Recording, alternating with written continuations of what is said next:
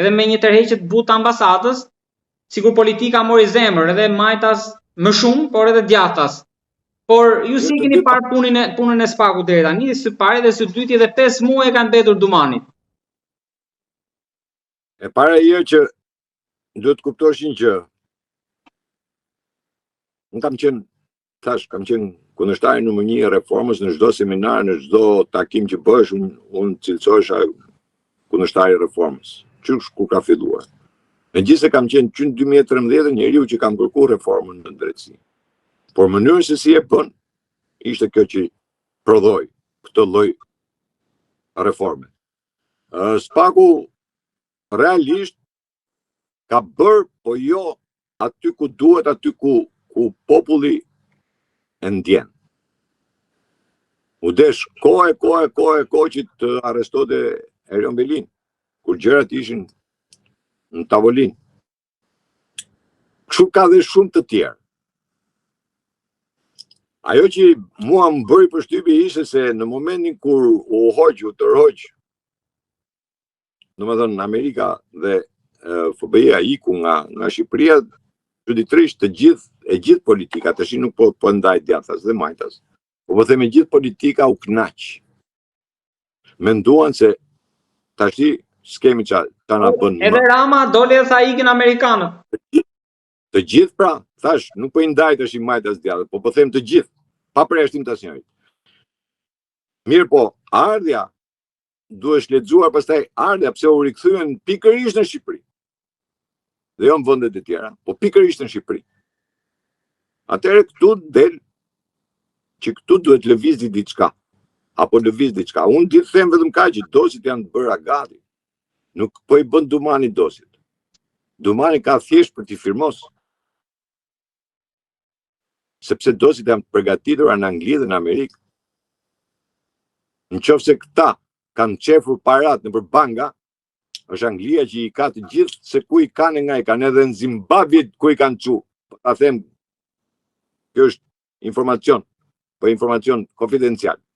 Jo zyrtar, se s'kam t'i marrë zyrtare, po edhe në Zimbabwe. Kush? Ku i kanë quar, në xhbank i kanë quar, janë të fotografuar dhe të filmuar. Dhe kush i ka quar? Dhe në emër të kujt janë quar?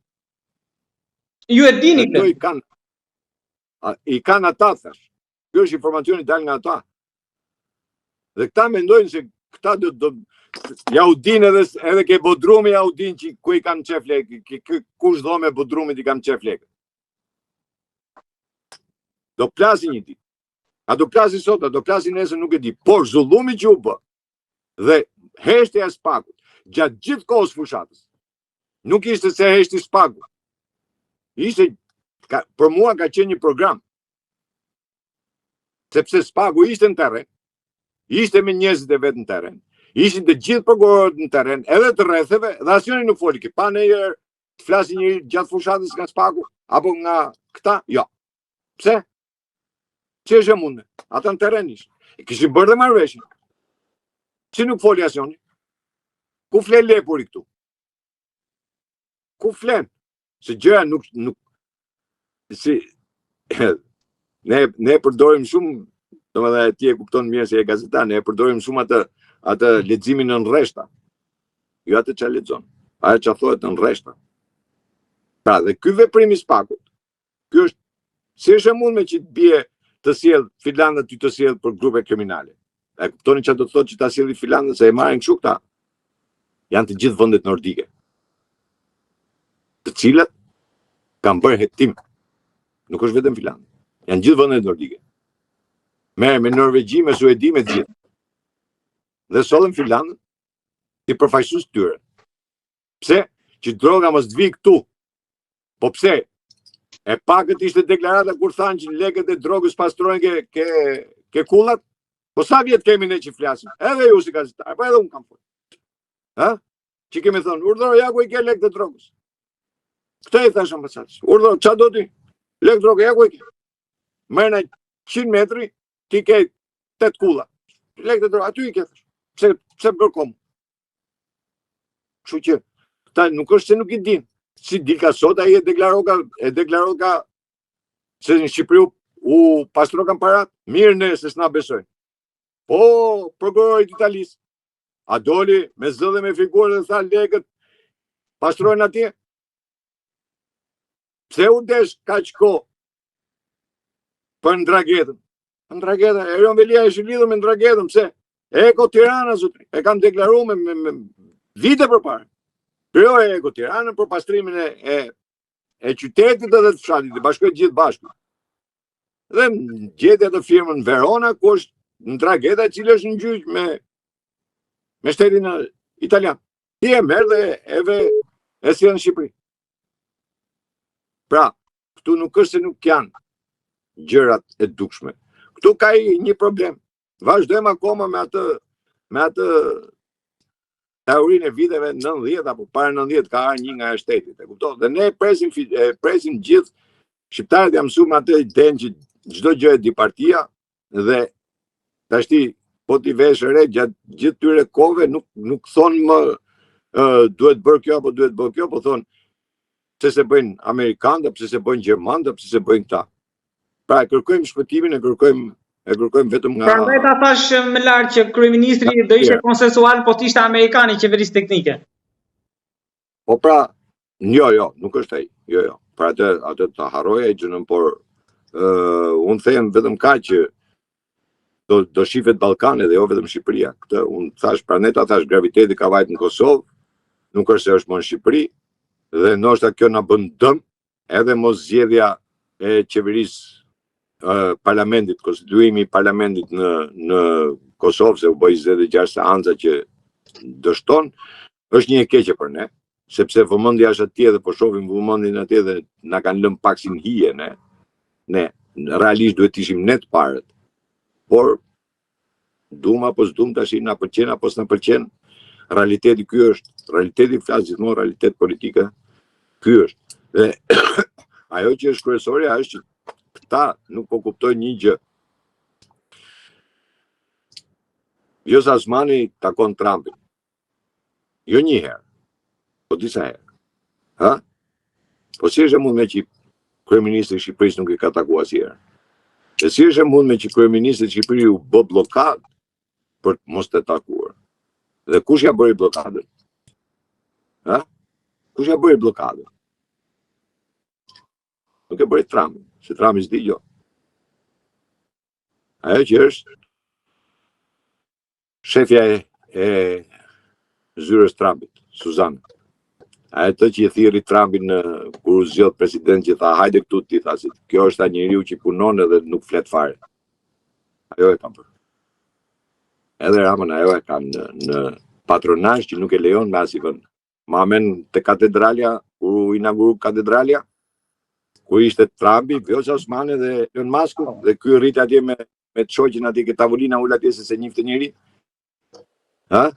Se kur e deklarova që qysh kur është bërë në Amerikë që u bë takimi NATO-s, kur ishte hera parë që NATO bënte një deklaratë për lëndë narkotike dhe lidhje me spionazhin rus në Shqipëri, dhe në atë takim Rama nuk i ka taku absolutisht asnjë. Por ne mund marrim një version tjetër që Rama pranon imigrantët, me Trumpin shumë mirë, Meloni është ndërmjetësja, ja u zgjidh. Po ne. Melonit i iku dhe kambi refugjatëve, se i doli kundra. Gjykata kushtetuese e Amerikës e hodhi poshtë, gjykata e lartë në kasacionin e ka. Ja u hodhi poshtë. Ja rrëzoi. Ajo nuk e ka më mirë, dhe po ta ishte kaq mirë takimi që u bë këtu. E pe takimin që u bë këtu, kush e injoroi këtu Ramën? Ha? Gjermani? Apo jo? Erdogani, që i thash nuk e dalë me këto atlete? Ha? Edhe thënia e Melonit, që i tha ishte habi për ne, ishte surprizë e madhe që ti fitove, si fitove. Apo si a tha? Ke Meloni a tha më duket. Edhe pse u në gjunjë kë. Kështu që flasim, nuk është kaq Ramës i ka rënë të gjitha kreditet në diplomaci në arenën ndërkombëtare, realisht. Realisht sot i kanë ratë të gjithë. Rama nuk takon më dot njëri.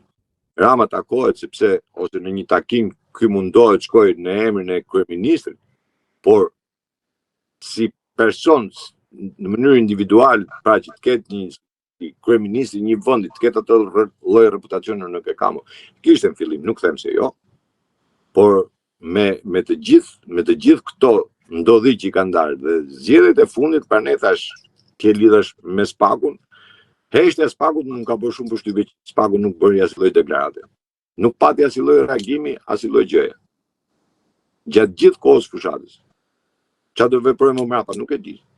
Unë shpresoj se do veproj, sepse materialet janë, nuk është se janë. Këtu nuk deklarohet sepse ne jemi rritur të tashmë me atë idenë që zgjedhjet manipulohen, mbjellen bëhen. Jemi rrit, kemi 35 vjet, sepse kemi dhe edhe ndodhi në 96, se të kuptojmë drejt. E 96 katastrofë ndodhi.